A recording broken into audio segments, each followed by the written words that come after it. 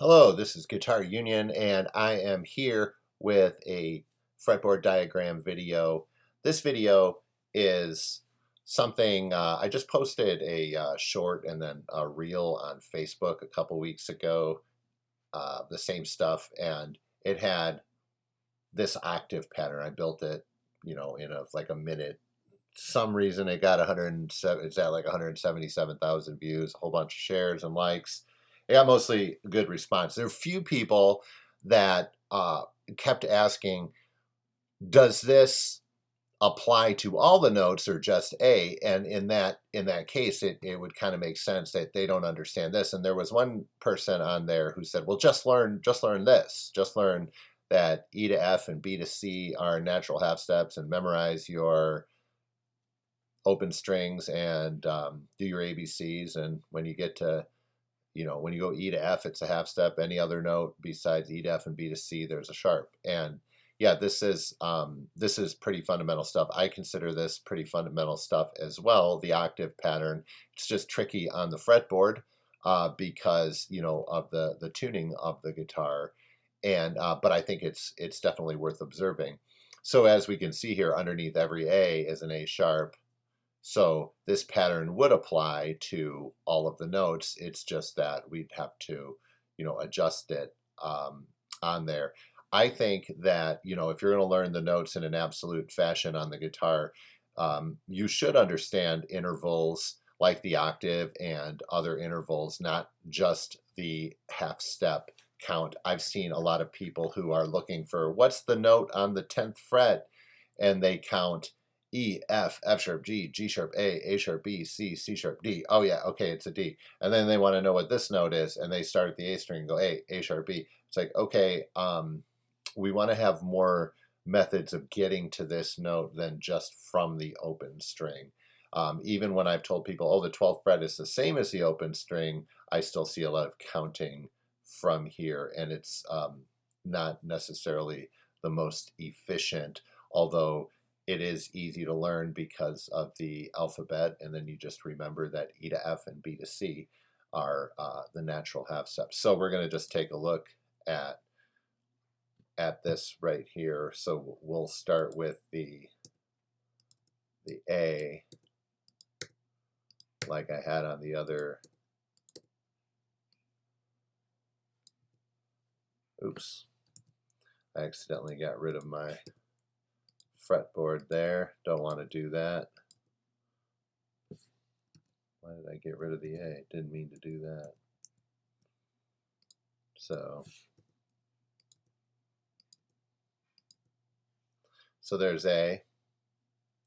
And then if I want to make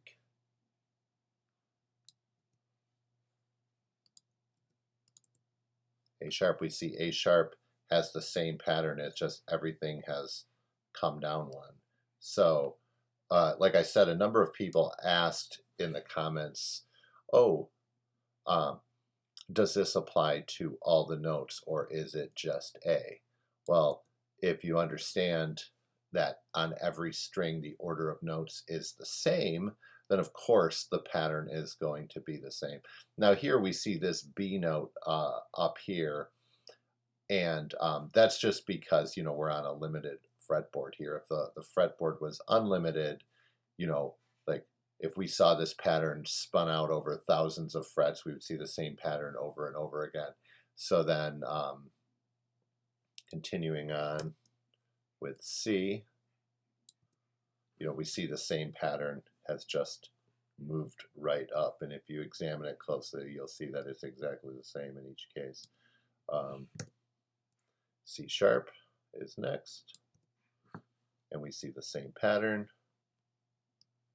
Continuing on to D, and then we go to D sharp. I can do this one in one swoop. There we go. And then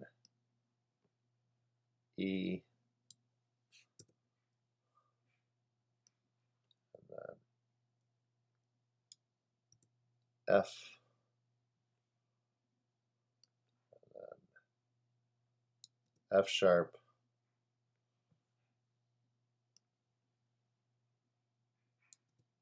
G,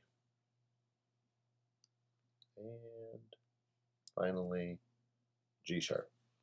So if you were to examine these closely, in each case, the E string has its octave right here, the A string has its octave right here, the D string has its octave right here, the G string has its octave right here.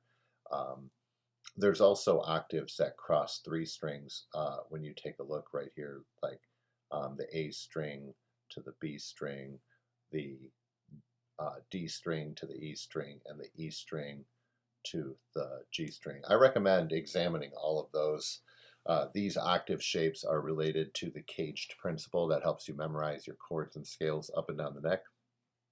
If you don't find it valuable, don't use it. I do know, when you're reading music, there's some people who have learned it in an absolute way, early enough to where these fretboard diagrams don't make any sense to them or seem useless. For a number of people who either started later or just kind of have the technical mindset, then it is very helpful. So, it's a personal preference.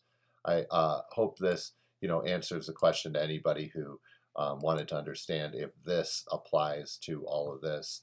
Then of course, if we were to put all these back together, we would end up again, with this right here.